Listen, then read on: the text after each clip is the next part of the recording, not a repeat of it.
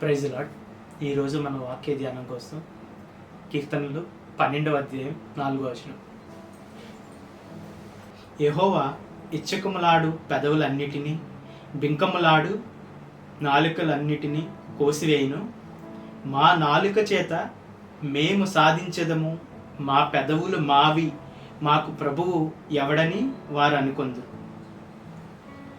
Actually ఇక్కడ ఏంటంటే బింకములాడు పెదవులు, ఇచ్చకములాడు మాటను ఆయన ఏం చేస్తారంటే కట్ చేస్తారంట. ఇంకొకటి ఏం చెప్తుందంటే ఇక్కడ మా పెదవులు మావి, మాకు ప్రభు ఎవరు అని చెప్పి.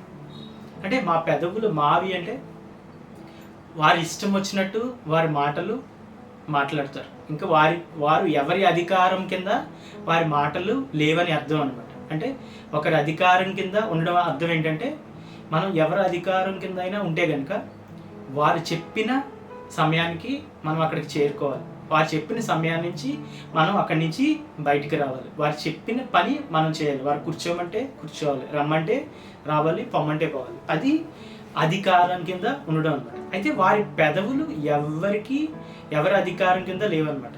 వారి పెదవులు వారివి, వారికి ప్రభు ఎవరు లేరు అని చెప్తుంది. అంటే దాని అర్థం ఏంటంటే వారి మాటలు ఒక ఆర్డర్లో లేవన్నమాట.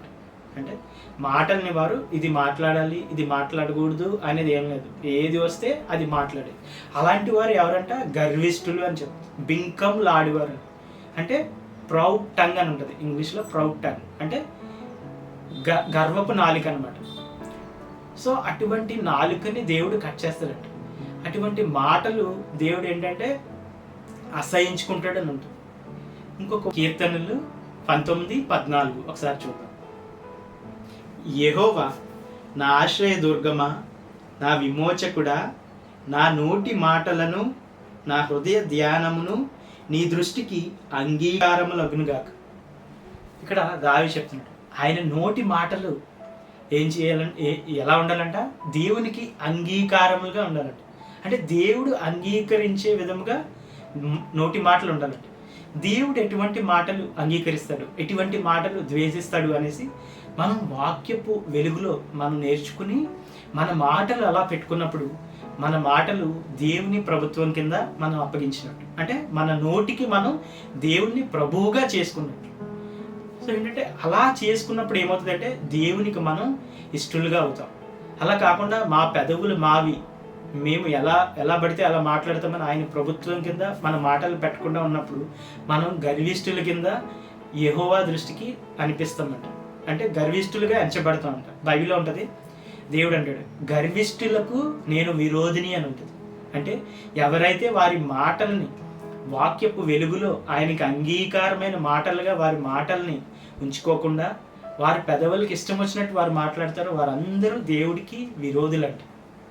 అయితే లోకరీతిగా ఎవరైతే మనకి అనుకూలంగా మాట్లాడతారో వాళ్ళని మనం సౌమ్యులుగా ఎంచుతాం, మంచివారిగా ఎంచుతాం.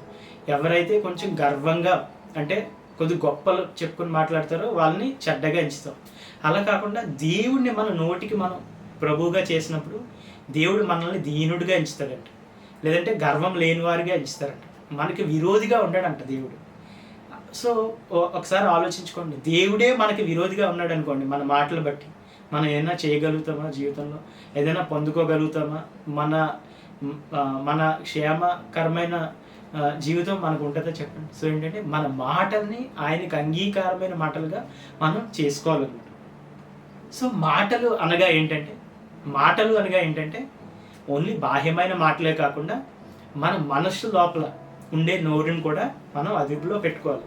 మన మనసు లోపల ఉన్న నోటిని, మన బాహ్యమైన నోరుని కూడా ఆయన ప్రభుత్వం కింద మనం ఉంచుకోవాలన్నమాట.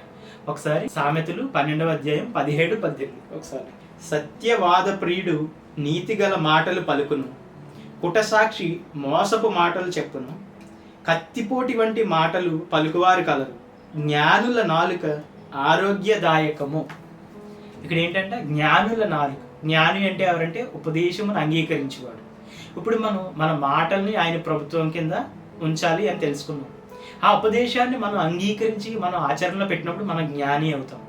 మన నాలుక జ్ఞానుల నాలుక అవుతుంది, మన నోరు జ్ఞానుల నోరు అవుతుంది.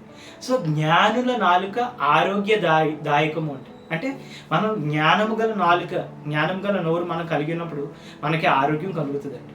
అంటే మన మాటలు ఆరోగ్యదాయకం. అంటే మనకి ఆరోగ్యం కలగడమే కాకుండా మనం మాట్లాడినప్పుడు ఇతరులకి క్షేమాభివృద్ధి కలుగుతుంది అనమాట. సో అటువంటి మాటలు దేవుణ్ణి మన నోటికి ప్రభువుగా చేసుకుని ఆయనకు అంగీకారమైన మాటలను మనం ఎంచుకొని చెడు మాటలను తొలగించి ఆ మాటలు అమర్చుకుని మన భాషను మనం ప్రతిరోజు మార్చుకోవాలి.